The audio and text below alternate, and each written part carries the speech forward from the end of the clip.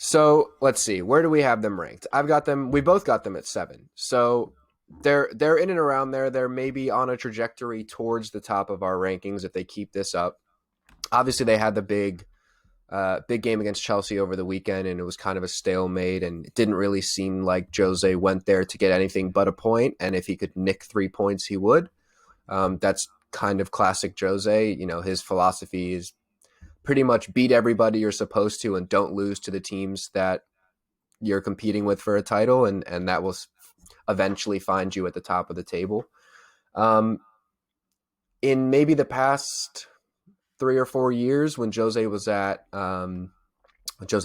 United and his second stint at Chelsea, I would have said this type of mentality and this type of energy around the club is not sustainable. But something to me feels a little bit different here. I was listening to the two Robbies podcasts, Robbie Earl and Robbie Musto, who cover the Premier League here in the US. And they basically did an 11 versus 11 comparison of this Tottenham side to Jose's Inter side, who obviously were very successful. And there's a lot of striking comparisons. They compared Ndombele to Wesley Sneijder and the role that he played in that Inter side. So I don't know. Something feels a bit different with this team. It doesn't feel as toxic as Jose's time at United or second spell at Chelsea. What's the vibe you're getting? Yeah, I think my overwhelming thought at the start of this season, and it was confirmed to me, or compounded, I should say, when they lost on the opening day of the season and they looked to Everton and they looked extremely uninspiring.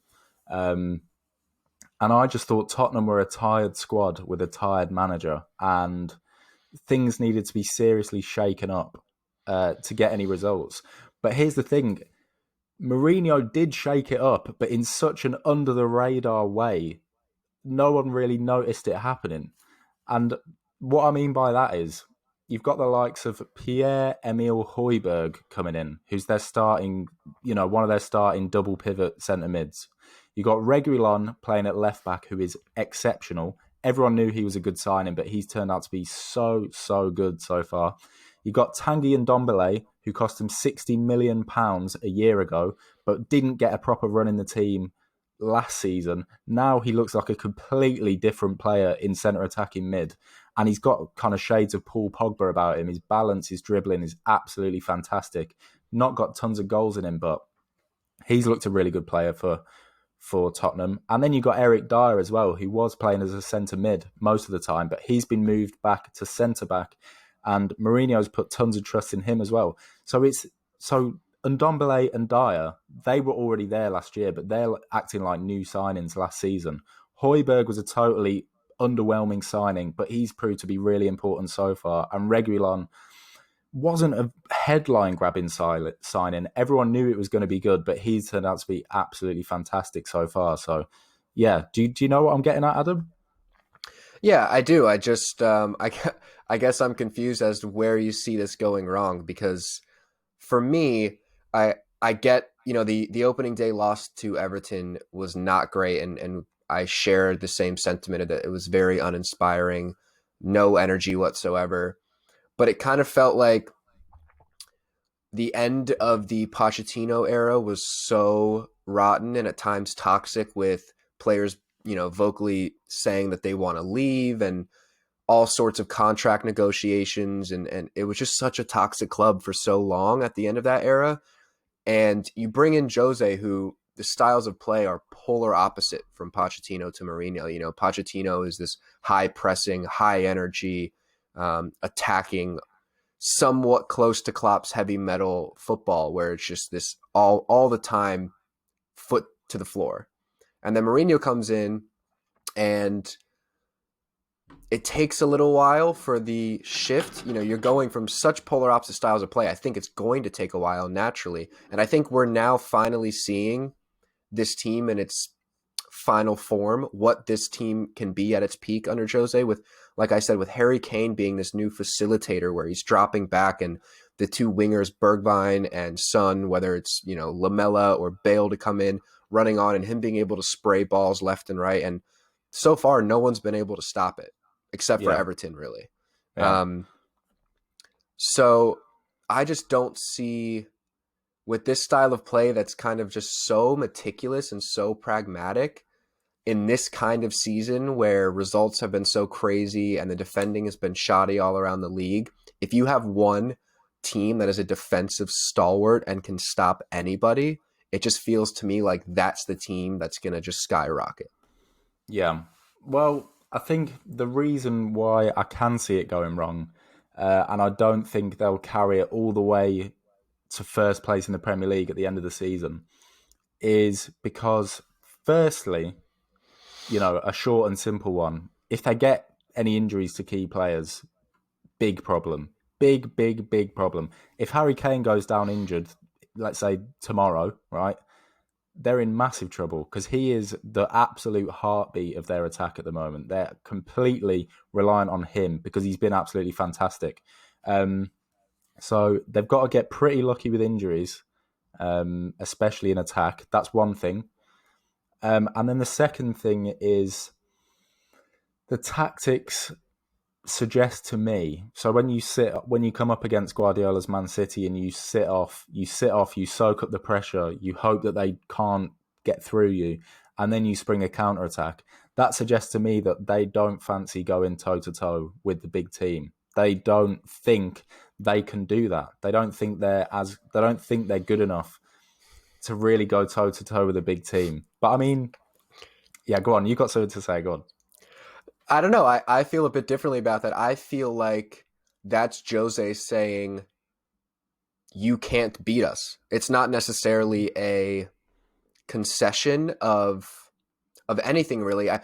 Let's think for example of the 2017-18 season when City were won the league with 100 points and City went to Old Trafford and absolutely annihilated United in every statistic. And there was no indication that Jose Mourinho wanted anything from that game.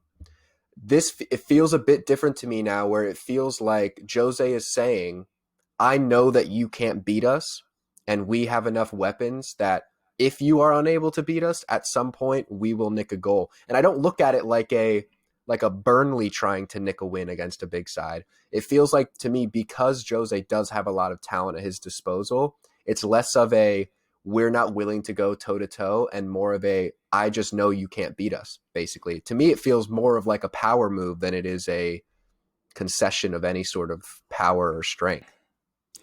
Yeah, I can see what you're saying, but I think when those kind of tactics can become their undoing is perhaps when they come to teams when basically they could just get too used to sitting off and then springing counterattacks. This is what United did under Solskjaer when he first took over and they were in that brilliant run.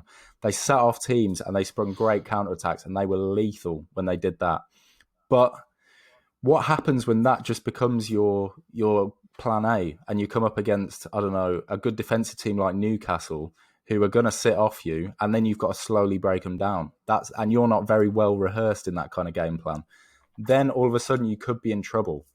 So I do see some similarities between Jose's side and Ollie's side, who were just really dangerous when they counterattack. And I know that further down the line, that United run came to an end, and they found it really difficult to break down teams who just sat off them, basically. So yeah, Yeah, I think I agree with you there. To me, it feels like this is the season made for Jose to flourish. I think if this were your average season where there isn't these rampant muscular injuries and players being out with COVID and this crazy schedule, it feels like it's made for a team to kind of stink up the place every week and not risk anything.